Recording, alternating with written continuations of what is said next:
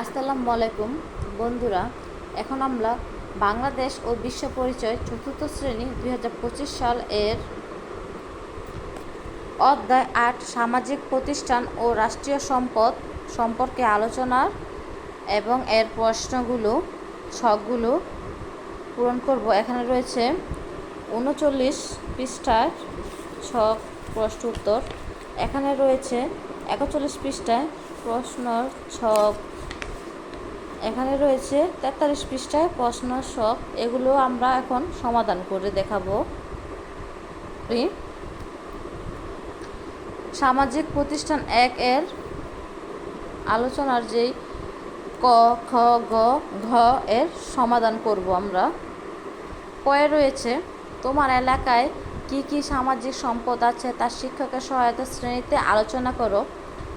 তোমার এলাকায় কোন কোন প্রতিষ্ঠান আছে, আশেপাশে কি কোন হাসপাতাল আছে, কোন কোন ধর্মীয় প্রতিষ্ঠান আছে, কোনো পার্ক ও খেলার মাঠ আছে কি, এছাড়া আর কি কি সামাজিক সম্পদ আছে। ক্ষয়ে রয়েছে ছক, এগুলো পূরণ করি।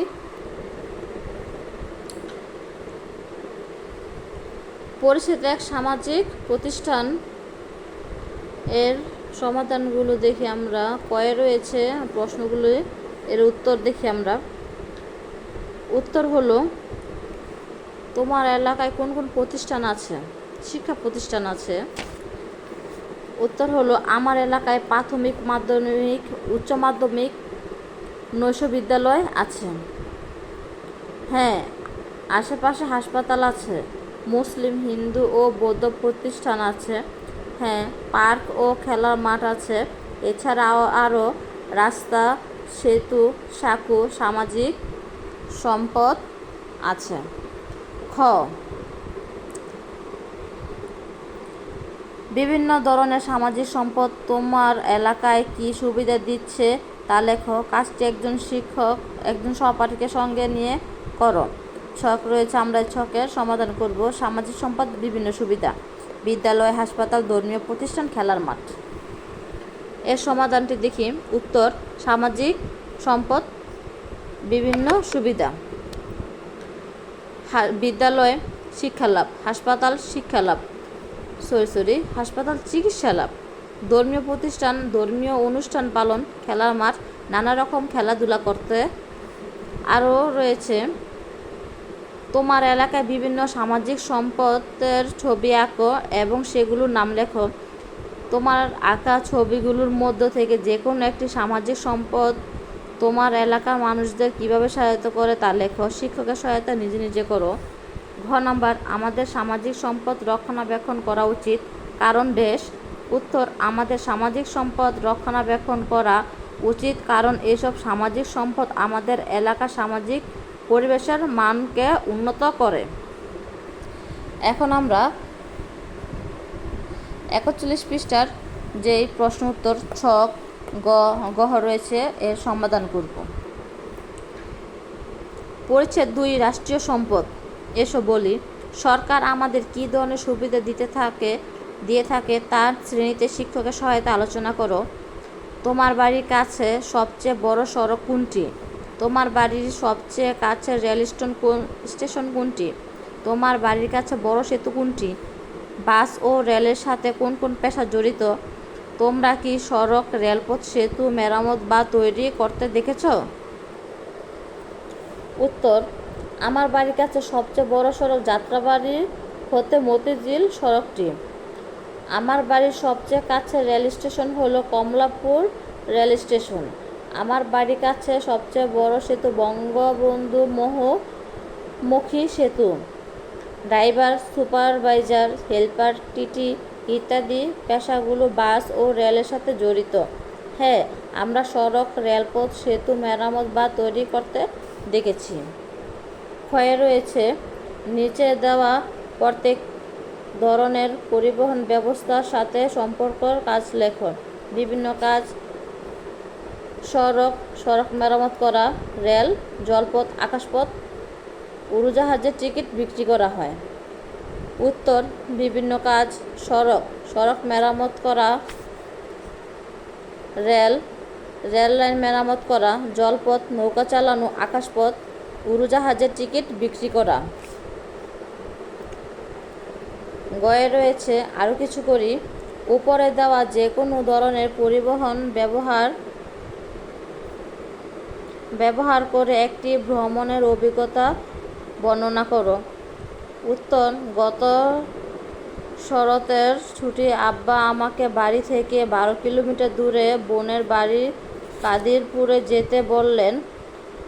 তাই আমি নৌকা ভ্রমণের সুযোগ পেলাম। আরও 2 বন্ধু আমার সাথে হলো। আমরা একটি সুন্দর নৌকা ভাড়া করেছিলাম। আমরা সকাল 10টায় চাঁদপুর ঘাট থেকে যাত্রা শুরু করলাম। 2 জন মাঝি ছিল। আকাশ ছিল পরিচ্ছন্ন, নদী ছিল শান্ত এবং কানায় কানায় পরিপূর্ণ। প্রথমে মাঝিরা ধারের সাহায্যে নৌকা চালান। যখন বায়ু অনুকূলে এলো তখন তারা পাল তুলল। নদীতে ছোট ছোট ঢেউ ছিল। ঢেউর তালে তালে নৌকা নাচতে লাগলো। মাঝিরা গান গাচ্ছিল।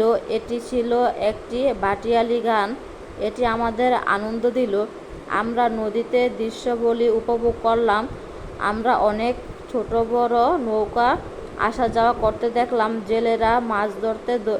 জেলেরা নদীতে মাছ ধরছিল। বালক বালিকেরা সাঁতার কাটছিল। নারীরা কলসি ভর্তি পানি নিয়ে যাচ্ছিল। নদীর 2 ধারে ছিল সবুজ মাঠ। গবাদি পশুগুলো সেখানে ঘাস খাচ্ছিল। আমরা প্রায় বিকেল 4টায় বোনের বাড়ির ঘাটে পৌঁছালাম। আমার বোন আমাদের দেখে খুবই আনন্দিত হলেন। এটি ছিল আমার জীবনের সবচেয়ে আনন্দদায়ক ভ্রমণ।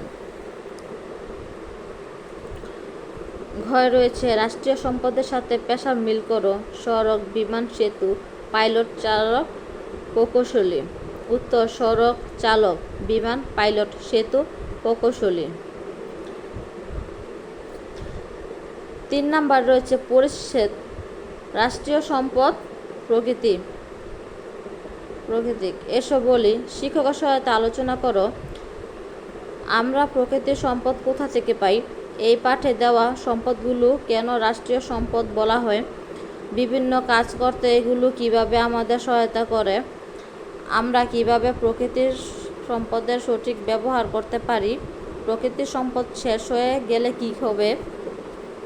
উত্তরে হবে, প্রকৃতি পরিবেশ থেকে আমরা প্রকৃতির সম্পদ পাই। রাষ্ট্র এই সম্পদগুলো তৈরি ও রক্ষণাবেক্ষণ করে বলে এই সম্পদগুলোকে রাষ্ট্রীয় সম্পদ বলা হয়। বিভিন্ন কাজে এই সম্পদগুলোকে আমরা ব্যবহার করি। আমাদের জীবনকে অনেক সহজ করতে এই সম্পদগুলো আমাদের সাহায্য করে। অপচয় না করে যথাযথ ব্যবহারের মাধ্যমে আমরা প্রকৃতি সম্পদের সঠিক ব্যবহার করতে পারি। প্রকৃতির সম্পদ শেষ হয়ে গেলে আমরা জীবনযাত্রার বাধাগ্রস্ত হবে। উদ্ভিদ ও প্রাণী টিকে থাকতে পারবে না।